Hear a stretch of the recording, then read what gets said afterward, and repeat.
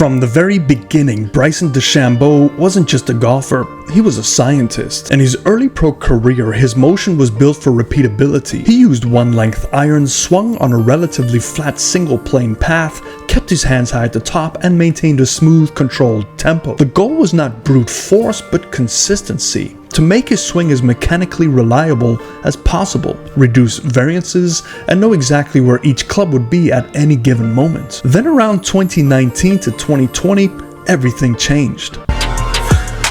Speed slot is on the right-hand side of the fairway.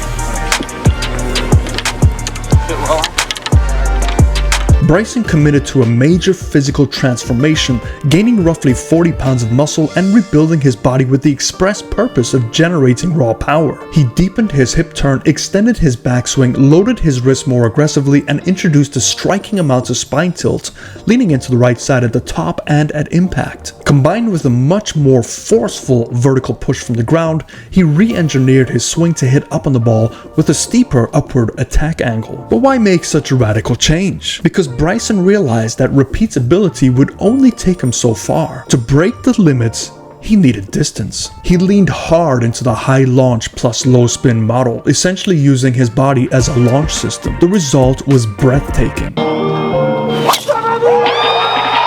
And that's where he's headed, just a little bit right of it, but this ball appears to be hammered.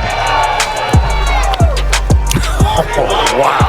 In the 2019 to 2020 season, he averaged 322.1 yards off the tee, leading the PGA Tour in driving distance. But this power came at a cost. His driving accuracy took a hit.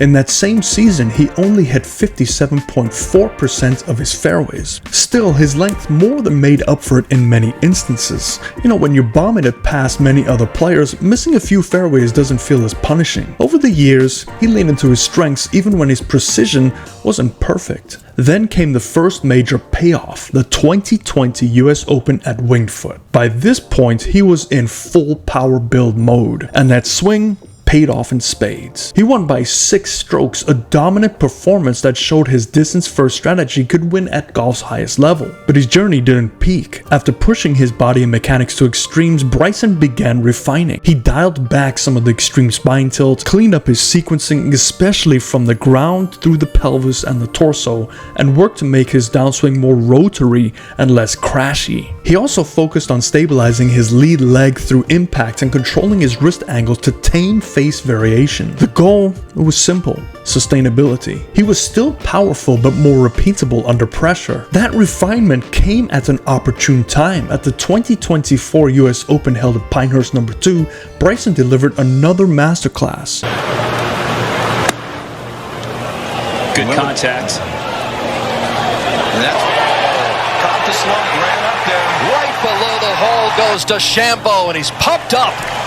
He led the field in driving distance again. In fact, Golf Digest reported he was averaging 338.3 yards off the tee during that event. Despite an erratic week with the driver, in the final round he only hit 5 of 14 fairways, he managed to win. He showed that his swing wasn't just about power, it had evolved into a mature, intelligent system. His physical journey includes more than just muscle gain. Bryson has also battled a labral tear in his right hip, a condition that affects the cartilage of the hip sockets, reducing stability and increasing pain, especially under rotational stress. That injury likely forced him to balance his drive for power with the need to protect his body. His transformation wasn't just strategic, it was deeply personal. It was a negotiation between ambition and longevity. So here's a reflection for you. Bryson's swing evolution teaches a powerful lesson.